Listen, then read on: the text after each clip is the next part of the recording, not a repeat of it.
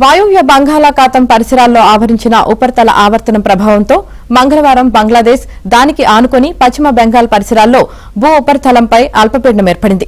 ఇది ఇవాల్టికల్లా పశ్చిమ వాయువ్యంగా పయనించి మరింత బలపడనుంది. ఇదే సమయంలో గుజరాత్ పరిసరాల్లో మంగళవారం మరో అల్పపీడనం ఏర్పడింది. ఇది ఉత్తర దిశగా పయనించనుందని వాతావరణ శాఖ తెలిపింది. ఈ రెండింటి ప్రభావంతో దేశంలో గుజరాత్ నుంచి పశ్చిమ బెంగాల్ వరకు పలు ప్రాంతాలకు నైరుతి రుతుపవనాలు విస్తరించాయి. రానున్న 2 రోజుల్లో రాజస్థాన్, ఉత్తరప్రదేశ్ల వరకు విస్తరిస్తాయని వాతావరణ శాఖ తెలిపింది.